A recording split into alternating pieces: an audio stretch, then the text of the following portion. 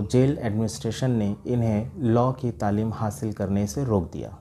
हालांकि high courts के judgement, NHRC की गाइडलाइंस और बहुत सारी रिपोर्ट इस बात की इजाज़त देती है कि कैदियों को पढ़ने के लिए माकूल सहूलत और इंतज़ाम दिया जाए। सवाल ये है कि हमारी जेल इंतज़ामिया और हमारी सियासी हुकूमत ऐसे कैदियों को लॉ की तालीम से क्यों बाज रख रही है।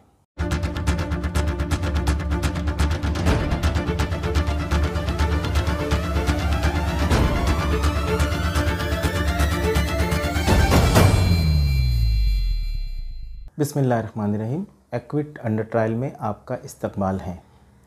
आज हम जेल में तालीम कैसे दी जाती है या जेल में तालीम के क्या मसाइल है, इस पर मुख्तसर अंदाज में बात करेंगे। आप जानते हैं कि पिछले वीडियो में हमने खलीकुज़्ज़मा साहब की जेल की ज़िंदगी के बारे में बात की थी, जब वो तिहाड़ जेल में थे और उन्होंने तिहाड़ जेल को एक यूनिवर्सिटी में तब्दील कर दिया था। इस सिलसिले में आपके इल्म में ये बात होगी कि जेलों में कई कैदी आज तालीम हासिल कर रहे हैं और मुख्तलिफ़ टॉपिक्स पर और कोर्सेस करके वो सर्टिफिकेट कोर्सेस और डिग्रियां ले रहे हैं। इस सिलसिले में दो जजमेंट बहुत अहम है। पहला judgement Gurudev Singh and others versus state of Himachal Pradesh 1992 और दूसरा जजमेंट है a convict prisoner in the central prison Thiruvananthapuram versus state of Kerala 1993। इन दोनों जजमेंट में हाई कोर्ट ने इस बात पर जोर दिया है कि कन्विक्ट प्रिजनर को या कैदियों को तालीम और तरबियत के माकूल इंतज़ामात या फैसिलिटी फ़राहम की जानी चाहिए। चुनांचा इन दो जजमेंट के बाद 1994 में Indira Gandhi national open university ने मुल्क की मुख्तलिफ़ जेलों में अपने सेंटर कायम किए और कैदियों को पढ़ाई का माकूल इंतज़ाम फ़राहम किया।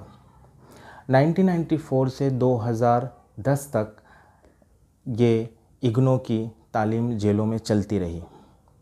2010 के बाद इग्नो ने मुल्क की मुख्तलिफ़ जेलों में जो इग्नो सेंटर थे उनमें फ्री तालीम का प्रोजेक्ट पेश किया, यानी जेल में मौजूद कोई भी कैदी किसी भी कोर्स में इग्नो के एडमिशन ले सकता है और उसको किसी किस्म की कोई फ़ीस अदा नहीं करनी पड़ेगी।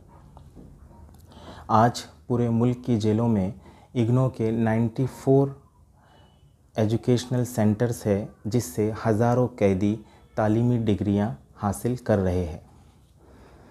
2004 और 2005 में नेशनल ह्यूमन राइट्स कमीशन की एक रिपोर्ट आई, जिसमें इस बात पर जोर दिया गया कि जो NGOs है उनको खुल करके इन कैदियों की तालीमी ज़रूरियात के लिए आगे आना चाहिए। लिहाजा उसके बाद भी कई हज़ार कैदियों को तालीमी सहूलियात मिलती रही। हमें भी मुख्तलिफ़ टेरर केसेस में कैदियों की तालीमी ज़रूरियात को देखते हुए कोर्ट ने बहुत से इजाज़तनामे दिए और लोगों ने तालीमी सिलसिला जारी रखा। 2013 और 2014 में 7/11 बम ब्लास्ट के कई कैदियों को कोर्ट ने LLB की डिग्री हासिल करने की इजाज़त दी। कैदी एहतशाम कुतुबुद्दीन सिद्दीकी और साजिद मरगूब अंसारी दोनों को कोर्ट की इजाज़त के बाद बम्बई की सिद्धार्थ कॉलेज में दाखिला मिला, जहां उन्होंने लॉ की तालीम शुरू की। लेकिन एक साल के बाद इस केस का जजमेंट आ गया और इन दोनों कैदियों को सज़ा दे दी गई। एहतशाम सिद्दीकी को सज़ाए मौत और साजिद अंसारी को सज़ाए उम्र कैद। इसके बाद जब ये महाराष्ट्र की मुख्तलिफ़ जेलों में बंद कर दिए गए तो जेल एडमिनिस्ट्रेशन ने इन्हें लॉ की तालीम हासिल करने से रोक दिया। हालांकि हाई कोर्ट्स के जजमेंट, NHRC की गाइडलाइंस और बहुत सारी रिपोर्ट इस बात की इजाज़त देती है कि कैदियों को पढ़ने के लिए माकूल सहूलत और इंतज़ाम दिया जाए। लेकिन ये 2 कैदी ऐसे हैं जिन्हें लॉ की तालीम लेने से रोका जा रहा है। सवाल ये है कि हमारी जेल इंतज़ामिया और हमारी सियासी हुकूमत ऐसे कैदियों को लॉ की तालीम से क्यों बाज रख रही है? शुक्रिया।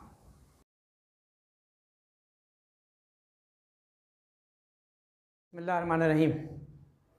हज़रात, सबसे पहली बात तो मैं ये आपके सामने रख दूं कि मेरा जिस नज़रिए, जिस विचारधारा से ताल्लुक़ है, तो उसमें हमने अगर कोई अच्छा काम किया है तो हम ज़्यादा उसकी तशरीह और ज़्यादा उसका प्रचार नहीं करना चाहते, क्योंकि शोबाजी, रियाकारी से हम लोग थोड़ा दूर रहते हैं। लेकिन कभी कभी ज़रूरत के तहत और लोगों की डिमांड के ऊपर कुछ बातें रखनी पड़ती हैं, जिससे लोगों को अंदाज़ा हो कि क्या क्या अच्छे काम हो सकते हैं।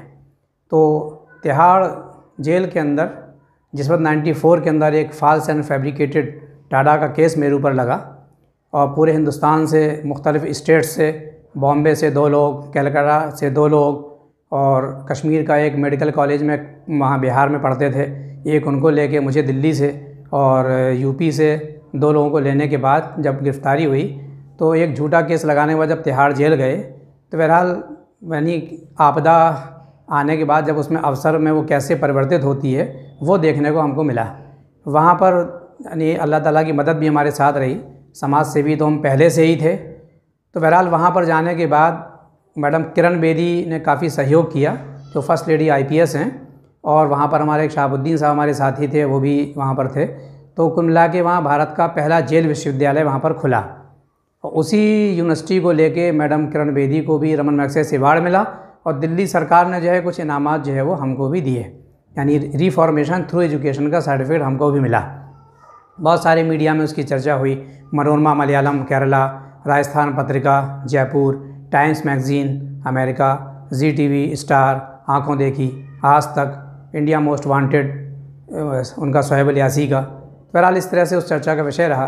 फिर वहाँ और तालीमी इदारे खोले, जैसे कि पूसा रिसर्च इंस्टीट्यूट की जो ब्रांच थी ITI वो वहाँ पर खुली, NIIT का कंप्यूटर सेंटर खुला और इसके अलावा ओपन स्कूल यानी इग्नो की ब्रांच के साथ साथ NIOS ओपन स्कूल का भी सेंटर वहाँ पर खुला और होम मिनिस्ट्री ने 2 ट्रक किताबें दी, एक बड़ी लाइब्रेरी खुली। इस तरह से 5 तालीमी इदारे वहाँ पर खुले और बहुत सारे लोग वहाँ से, बहुत सारे कैदी हिंदू, मुसलमान और मुख्तलिफ़ धर्म के लोग यानी अपने आप को सुधार के और ईश्वरवादी बन के बाहर इस बात का प्रण करके गए कि अब हम क्राइम नहीं करेंगे, अपराध नहीं करेंगे, गलत काम नहीं करेंगे और हम जो है अपराध को छोड़ देंगे। यानी सही मायने में फिर जेल जो है वो सुधार गृह में परिवर्तित हुई। बहुत सारे सांस्कृतिक कार्यक्रम हमने चलाए, बहुत सारी फिल्मी हस्तियाँ वहाँ पर आईं। तो ये हमारे साथ जो लोग बंद थे वो डिफरेंट तंजीमों के थे।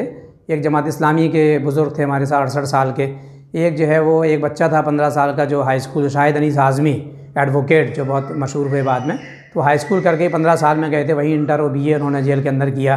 और बाकी 6 लोग 20 से 30 साल की उम्र के थे, 2 उसमें कलकत्ता के थे, एक SIO का, एक तबलीगी जमात का, और 2 वहाँ UP के थे और जिसमें एक जमीयत उलमा हिंद के थे और एक और वहीं लोकल की एक तंजीम थी उसके थे। तो बहरहाल कुल मिला के कि वो 5 साल कैसे गुजर गए कुछ पता नहीं चला, समाज सेवा करते हुए, लोगों में सुधार करते हुए।